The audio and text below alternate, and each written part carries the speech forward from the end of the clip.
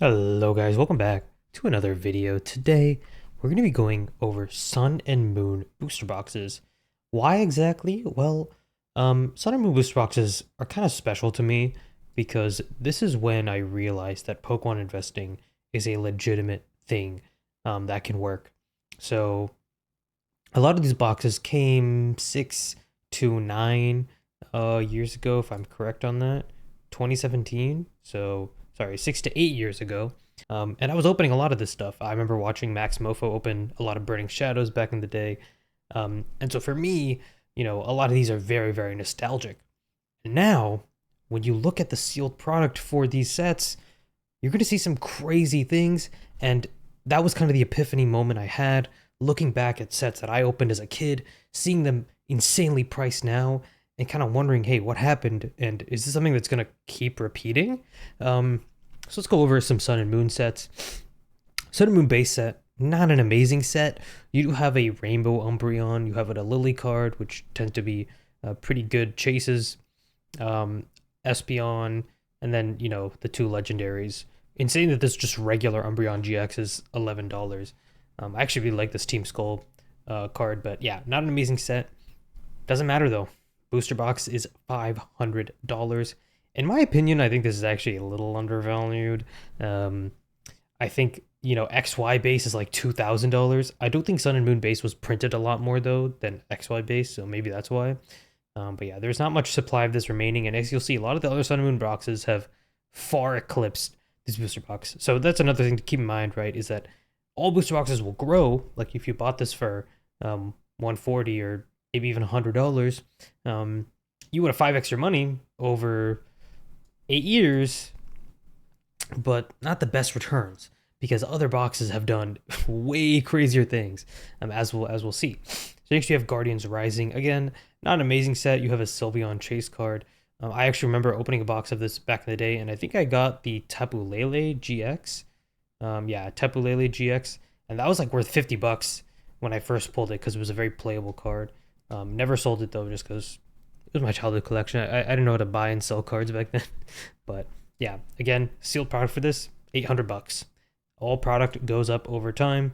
And you might be asking, well, why is the booster box $800 if the top chase is only $100? This is a question I see so many times on YouTube videos when people are like, oh, I'm cracking open this, Burning Shadows box for a lot of money, or this Guardians Rising box for $800. Well, why would you open it if the top chase is only $100? Well, one, there's a lot of nostalgia for just opening these boxes, but two, people forget that the actual booster box themselves become the collectible, right? So in this case, it's not just about people opening it, it's just people wanting to have this booster box as a collector's item. You might not understand that. You might only look at booster boxes as things to contain packs and things to open. People see it differently. There is a very wide variety of people in the hobby. Some people just want to have this sealed box. Some people like the art that's on the box. Some people have memories attached to that box, so they want to have it sealed. Perfectly normal, and this is a naturally deflationary asset because more people only open it over time. Naturally, people just open it, even just for fun. Even if you can't get anything out of it, people are going to open this box. But yeah, that's a common thing I see everywhere on the internet. I'm just like, most people don't understand it, so I'm going to try and explain that in some sense. But anyway, I'm sure if you're watching this video, you probably understand that. Burning Shadows, this Charizard is super iconic, not only just like from a Pokemon community standpoint, but I actually think it looks really good. I think it's a 5-band graphics one, which is pretty controversial, but I enjoy it. I love the texture on this Acerola card, if you've seen that in person. Guzma card is also sick. Yeah, generally this has a pretty good set list. Burning Shadow boxes, honestly, I could see them rising at some point, but like for this set value, I actually do think it could be even higher. But it is what it is. $600. Again, you would have 6x'd your money, assuming you bought it around 100. Shining Legends. Now, this has one of the most iconic cards of all time, the Mewtwo. And you have the Shining Pokemon, which are starting to creep up in price. The Shining Mew and Shining Rayquaza, I was not expecting them to go up at all, but I think people kind of like them. And they reminisce, to the older Shining cards that came out a long time ago. And so that's why a lot of Shining Legends stuff is going up in value. As you can see, the ETB is the most premier product for $500. Pretty cool ETB, honestly. But yeah, that's Shining Legends. Crimson Invasion. Unfortunately, this set really sucks. And unfortunately, this is the set I opened a lot of growing up. Um, I think I pulled this water energy secret rare. That's the only thing I pulled. Oh, and this Olivia. I have this Olivia as well. Um, but yeah, this set kind of sucks. Again, doesn't matter. $350 for a box, which not amazing, but also like considering the set value itself is only 350. You know, it's kind of I'm surprised it got this high, and it's gonna keep continuing to go up in price. This is not gonna ever go down in price. It's out of print, and there's a limited supply, and people are gonna keep opening it. So it's just how it is. Ultra Prism. This is a really good set. I'm a huge trainer card guy. I think the Lily is really good. You know, the colors on the background are amazing. Cynthia is such. I think the Cynthia is probably my favorite in this. Lucamine, if you played the games, you remember this scene. Super, super fun. Fun Gardenia card. I don't know. All of the backgrounds, even like this is a Volkner. It's so cool what they do with the backgrounds. Even Mars is like a cool, trippy kind of background. Yeah, the trainers really shine in this set. So if you're a trainer fan, it says it all. Ultra Prism 1K booster box. And yeah, man, these just keep going up. They always go up. Something you have to remember. Forbidden Light, not an amazing set. Again, the rainbow rares are kind of the top chases. I'm not the biggest rainbow rare fan, but doesn't matter. Booster boxes are $800. Honestly, pretty cool ATV. I love the alternate Crosma on there. But now we start getting into some of the better stuff. Celestial Storm, pretty nostalgic set. You have the Alicia, Rayquaza rainbow rare. I'm surprised this TV reporter is so high. I think Steven is way cooler. Actually has some. It's actually a reason for him to be somewhat high value. Like he's a face of a generation. Yeah, some cool cards overall. $1,000 Celestial Storm booster box. We're seeing the trend, right? But here is where things get kind of interesting. Dragon Majesty, 590 set value. Ultra Necrozma Gold is the top chase. Zinnia, I love Zinnia. You know, someone who's played the games. The Delta episode was great, but not many people care about Zinnia. And not many people care about these rainbow rares, which means the set value is really bad, but that doesn't matter. The Dragon Majesty ETBs were so underprinted that because there's only like a few of them, like I don't see many of them, they have an extremely high price. In fact, I've seen this go for upwards of 700 at card shows, and it's crazy. That's what scarcity can do sometimes. Like even the worst sets can end up being good. I don't think this is the worst set ever, but it's definitely not the best if we're being honest. So keep that in mind, right? You know, some of these older sets that don't have the best set value, they still can appreciate pretty well over time. Like this is, I feel like in Pokemon, it's so cool because you can invest in some of the worst stuff, and as long as you hold for enough time, you will make out fine. You will be completely fine. And so it's kind of like, you know, time in the market is always going to beat timing the market. If you want the most consistent, stable investments, just buy sealed boxes and hold on for the long term. Obviously, I kind of preach speeding up a little bit, trying to min-max it and trying to pick the best stuff if you can. But ultimately, it's up to you. If you want to go the more stable investment route, S&P 500 kind of style, just buy every box and you will be doing fine. Lost Thunder, kind of an okay set. I really do like this Professor Elms card. It's cool having all the three Johto starters. But yeah, again, not an amazing set, but $1,000 booster box. Actually, pretty high set value. Not a bad set value for a lot of rainbow rares up here. This Lugia is doing a lot of work. I like the gold Mimikyu too, or the rainbow Mimikyu. But yeah, anyway, this set is kind of mid. Let's be honest. But here's where we get to some insane stuff.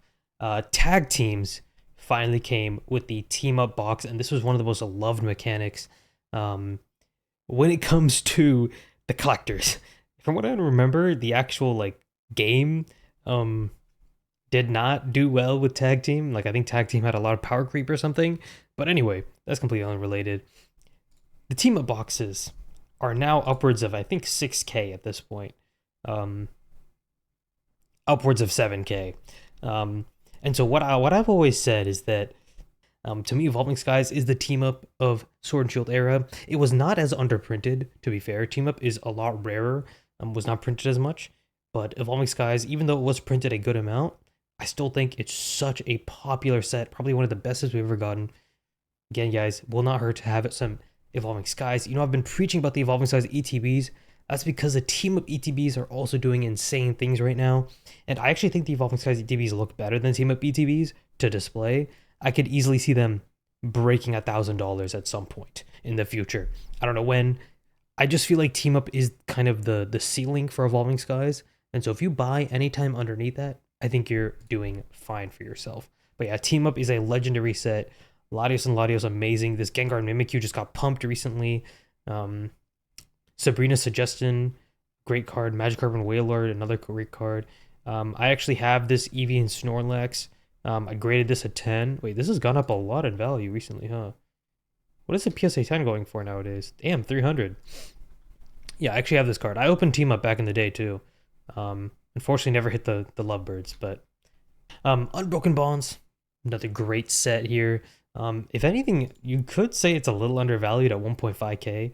The ETB as well looks amazing. One of the best ETBs they've ever made. And this set list is just, it's beautiful. Gardevoir and Sylveon, two of the most popular Pokemon. Fairy doesn't even exist as a type anymore. This feels like such an iconic card from this set. We actually sent out one of these for grading. So hoping we get a 10 when PSA sends it back. But yeah, Greninja, Zoroark. This Green's exploration is super nice. So is the Red's challenge. Yeah, Tag Team is such an iconic era. So much cool stuff here. Yeah, no wonder that the box is 1.5k now. And we're going to start seeing some Sword and Shield boxes make these moves, guys. Don't be surprised when Fusion Strike starts hitting 1,000, 1.5k numbers. You know, when Lost Origin starts hitting these kind of Sun and Moon numbers. It's going to happen at some point.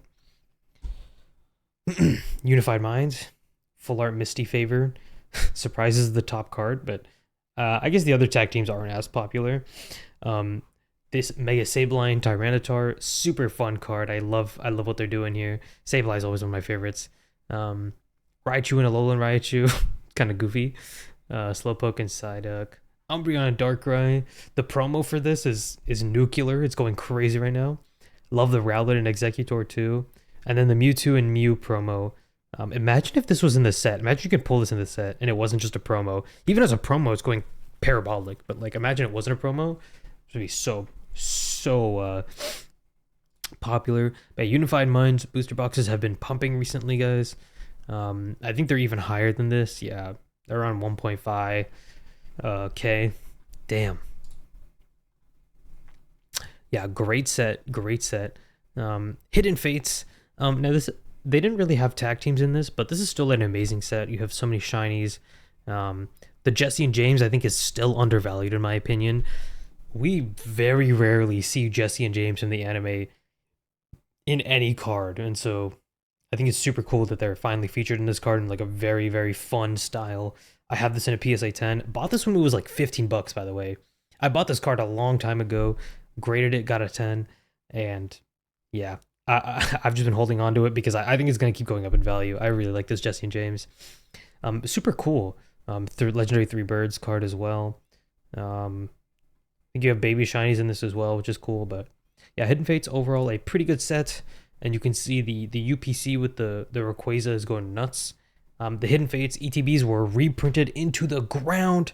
But again, guys, it doesn't matter because even if you bought at the total peak and you held, your money's doing fine. Yes, it wasn't the best investment. Yes, you could have done a lot more stuff with your money. You could have bought more team-up boxes and probably done better. But I think Hidden Fates is still going to be an amazing set. That promo that comes inside the box is super, super valuable right now. It's been pumped to crazy heights. And I think it's going to come down, but it's probably going to set at a new floor that's much higher than it was before. It's just, it's naturally how these things move. And even if the single crashes all the way down to earth, I don't see the ETB also crashing a ton. Maybe it'll stagnate for a bit, but again, sealed, deflationary. There's always less of it tomorrow than there is today. So pretty stable investment. I think Hidden Fates is a great set. I'm not necessarily recommending you invest in any of these. I'm just kind of going over different Sun and Moon sets and seeing what they've done. Cosmic Eclipse is the next one, and this is considered by many to be the greatest set in Sun and Moon and one of the greatest sets in history. And it's hard to disagree. Like Reshiram and Zekrom, ADP with the amazing statue. That's such a cool art. Solgaleo and Lunala. This is personally my favorite of the the entire set. Maybe only maybe only behind this N. I actually really like the rainbow version of this too. I don't normally like the rainbow versions of cards, but this one is pretty good. Blastoise and Piplup, some popular waifus. Like, you kind of have it all in this set. And even the normal GXs of the tag teams still look sick. So yeah, this is an amazing set. You have some like alternate or like trainer galleries, I guess, with the Pikachu and Vileplume and stuff. Yeah, really, really good stuff. This Piplup is so cute. Like, this set is just so deep. It has so many things. I have this Acerola in a 10. Super, super cute card. Yeah, like, this whole set is amazing. Almost 4.5k value because of how deep it is, and the boxes are 1.8k. I could see this increasing even more. I think Cosmic Eclipse is an insanely stacked set, and so the boxes being at only 1.8, honestly, I could definitely see more future growth in Cosmic in the near future. But I totally understand if you can't buy into it. I'm not going to buy into Cosmic Eclipse at this point. For me, the train has passed. I'm looking at buying kind of more stuff at a lower price to then hopefully, wait until it reaches these kind of numbers. And so what can the Sun and Moon era kind of teach us? Well, one, focus on set value, right? Obviously, Team Up, Cosmic have the highest set values, and these guys have seen some of the best growth over the era. So it makes sense to kind of focus on that as much as possible. But at the same time, don't be afraid to kind of just buy anything and hold on for the long term. As we've seen, if you hold on for at least 5 years, your returns are going to be fine. Your returns are ultimately going to do great. And so looking into Sword and Shield now, into the next era, past Sun and Moon, we're going to be getting a new era after Scarlet and Violet, right? We're going to be getting the Mega Evolution era and then Gen 10 probably. And so it's looking like a lot of these are going to start aging pretty nicely. Evolving Skies I'm looking at, right? Team Up, to me. Fusion Strike, maybe similar to an Unbroken Bonds or Unified Minds, right? I could see Crown Zenith being similar to Cosmic Eclipse. I would definitely be buying a lot of Crown Zenith right now. So guys, remember, keep buying the older stuff while it's still at these low prices. Has a lot of room to grow. Sun and Moon has completely ballooned this last year, and a lot of that is due to the recent hype cycle. But remember, markets go up and down. There will be a downturn at some point, but there's also going to be another hype cycle into the future. And when that hype cycle hits 2 to 3 years from now, maybe even only a few months from now, who knows? Who knows what the cap is for Pokemon cards? When that next hype cycle hits, a lot of the stuff is going to pump up again. A lot of these Sword and Shield sets are going to pump up again. And so are the Sun and Moon sets. And so are the X and Y sets. Every single set, typically, at some point or another, will pump up. And if you hold long enough, you will just do fine. So yeah, Sun and Moon, amazing era. Super excited to see what this kind of can tell us for Sword and Shield era and how Sword and Shield will appreciate. And yeah, there's a lot of cool stuff that we learned today. Let me know what you guys think is the best Sun and Moon era set, what you learned from looking over the Sun and Moon sets, and what you think will do just as good as the top Sun and Moon sets in the current Scarlet and Violet era. If you're curious on what I think, I have a tier list that I made of all of these. You can go check out. But yeah, that's going to be the video. Thanks so much for watching.